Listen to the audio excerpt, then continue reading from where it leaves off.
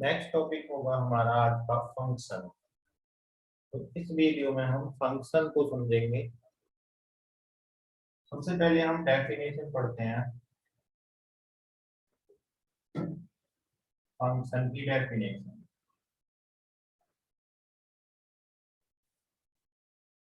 Function is a relation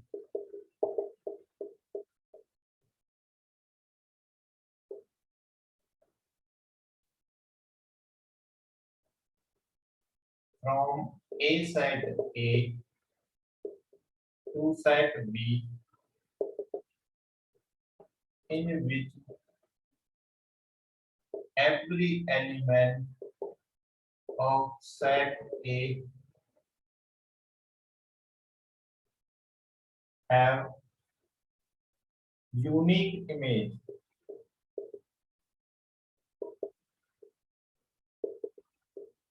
in set B। Function relation तो होंगे, लेकिन केवल वो वाले रिलेशन फंक्शन होंगे जिनमें सेट ए के एलिमेंट के लिए केवल यूनिक इमेज सेट बी में डिफाइन होगी हो। समझते हैं, this is set A and this is set B. 1 2 3 A B C. तो ये यहाँ पर 1 की इमेज 1, 2 की इमेज बी, 3 की इमेज सी। हर एक एलिमेंट सेट ए के लिए एक यूनिक इमेज डिफाइन है। तो यहाँ पर आप इस तरह से भी आप डायग्राम बना सकते हैं या इस तरह से भी डायग्राम बना सकते हैं। दैट मीन्स हर एक ए के हर एक एलिमेंट के लिए सेट बी में एक यूनिक इमेज है। कैसे? 1 की इमेज ए, 2 की इमेज सी, 3 की इमेज सी। तो ये आपका एक फंक्शन होगा। यहाँ पर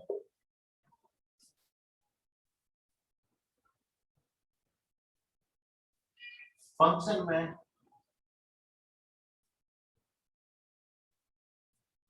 अब हम जानते हैं वन वन फंक्शन क्या होंगे और ऑन टू फंक्शन क्या होंगे।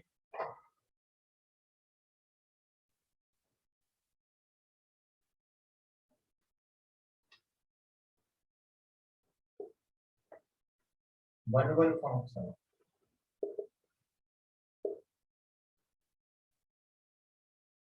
ये सेट ए है, A B C D E F. Set A से सेट बी में अगर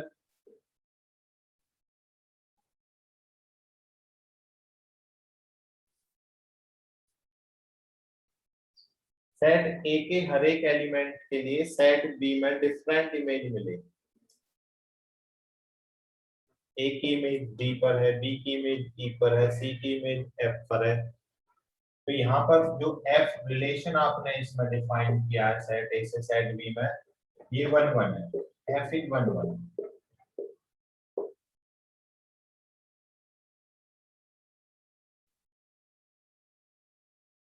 नेक्स्ट ऑन टू फंक्शन पढ़ते हैं।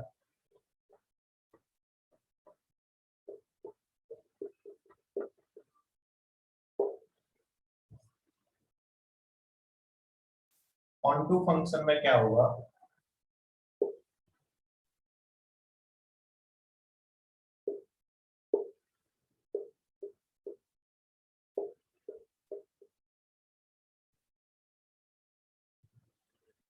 ऑन टू फंक्शन का मतलब है सेट बी का कोई भी एलिमेंट विदाउट इमेज नहीं रहना चाहिए।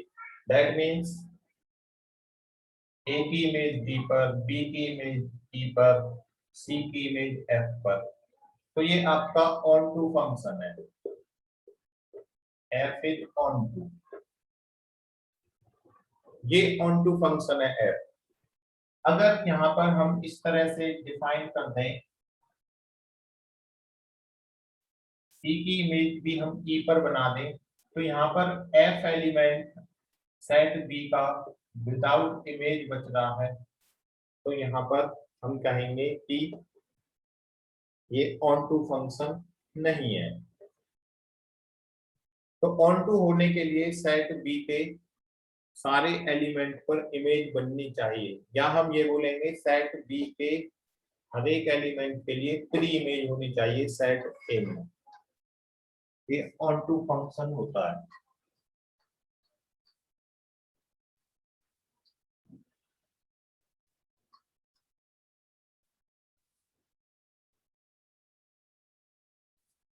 नेक्स्ट हम पढ़ते हैं कंपोजिशन मैपिंग।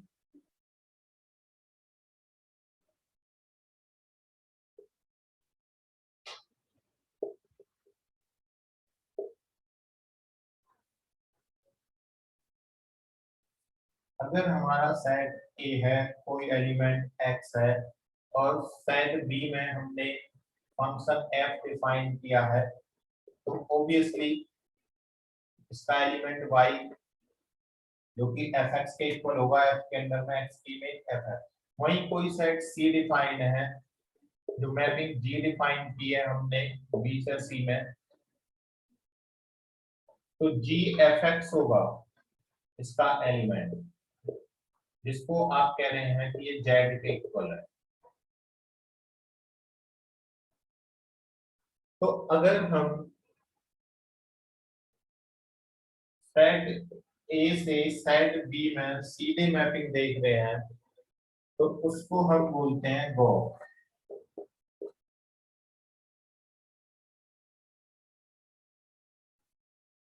जिसको आप कंपोजिशन मैपिंग बोलेंगे, जी ओ एफ एक्स। ये इक्वल होता है जी एफ एक्स, और जी एफ एक्स किसका एलिमेंट है, सी का। तो ये मैपिंग एक्स एलिमेंट था ए का, और जी एफ एक्स एलिमेंट है सी का एलिमेंट मिलेगा, तो सीधा ए से सी में डिफाइन है। वहीं एक और कंपोजिशन मैपिंग होती है एफ ओ जी एक्स। आप इसको एफ जी वाई लिख सकते हैं।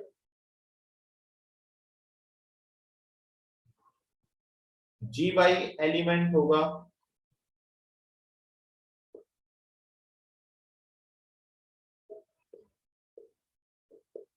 सी का। सी के एलिमेंट को एफ के अंडर में मैपिंग, एफ मैपिंग है ए से बी में, और जी वाई एलिमेंट है सी का। तो हम अगर इस तरह से उल्टी मैपिंग देख रहे हैं सी से ए में, तो वो आपका फॉर्म वाई होगा। यहाँ पर G O F X not inverse of F O G Y, तो इनवर्स क्या होगा फिर इसका, F inverse O G inverse F, ये इनवर्स होता है। तो हम यहाँ पर फॉक को गॉफ का इनवर्स नहीं पढ़ेंगे, गॉफ का इनवर्स इस तरह से गिवन होगा।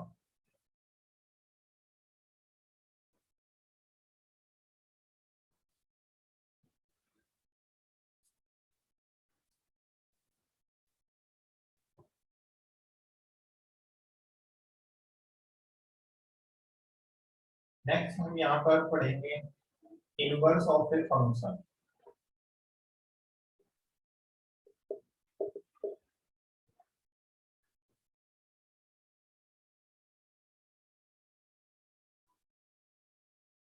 किसी भी फंक्शन का इनवर्स कब एग्जिस्ट करेगा, जब वो function 1 1 on 2, that means bijective होगा। Inverse of a function exist if function is bijective। Bijective का मीनिंग हमारा होता है 1 1 ऑन 2। फंक्शन हमारा 1 1 भी होना चाहिए, ऑन 2 भी होना चाहिए। यहाँ पर एक एग्जांपल लेते हैं हम इनवर्स ऑफ फंक्शन का एग्जांपल।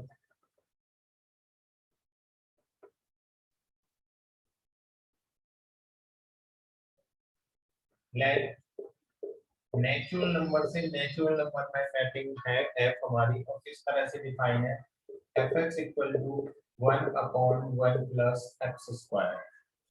तो यहाँ हमें एफ का इनवर्स निकालना है। तो पहले हम यहाँ पर ये चेक करेंगे कि f11 है या नहीं है।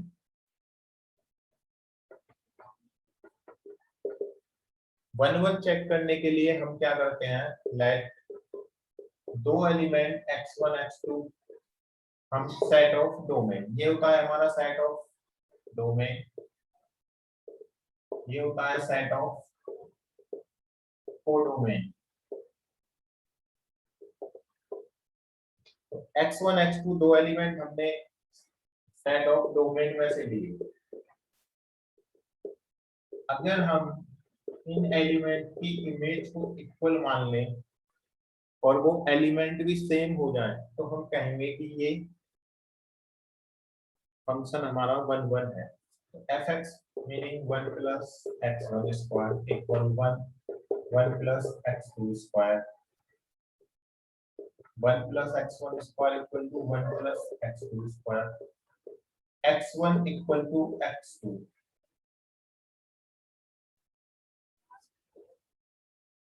क्योंकि यहाँ पर x1 और x2 दोनों ही नेचुरल नंबर हैं तो हम माइनस साइन कंसीडर नहीं करेंगे, तो दैट मींस f 1 1 है, दिस इंप्लाइज f इज 1 1, क्योंकि उनकी इमेज इक्वल हमने रखी और वो एलिमेंट भी सेम है तो ये 1 1 की कंडीशन है।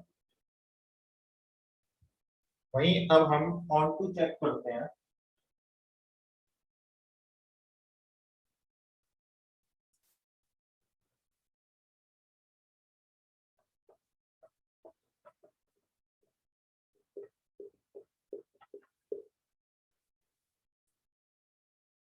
अगर हम y को fx के इक्वल मान रहे हैं तो दिस इंप्लाई जो x होगा हमारा f इनवर्स y के इक्वल होगा, ये इनवर्स f इनवर्स f का इनवर्स है। fx की वैल्यू यहाँ पर 1 प्लस एक्स स्क्वायर, तो हम यहाँ पर x की वैल्यू निकालना चाह रहे हैं y की टर्म में, y plus X square y equal to 1, that means x square y equal to 1 minus y, और x equal to under root 1 minus y upon y।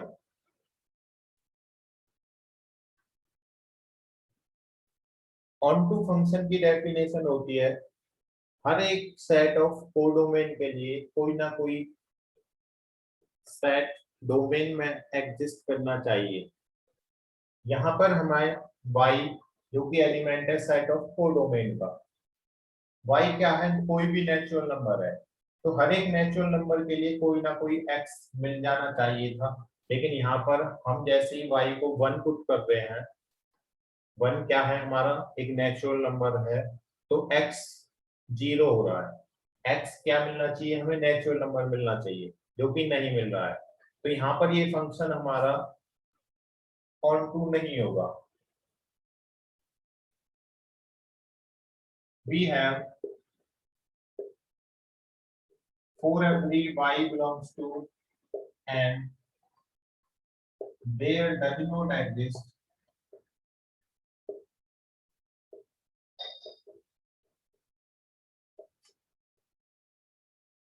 some x belongs to n। हर एक y के लिए यहाँ पर x नहीं मिल रहे हैं, क्योंकि जैसे ही हमने y को कोई भी नेचुरल नंबर 1 दिया, 1 के लिए हमें 0 मिलेगा और 0 हमारा नेचुरल नंबर नहीं है, तो दैट मीन्स यहाँ पर जो फंक्शन है f is not onto. अगर f ऑन टू नहीं है तो this implies f is not invertible.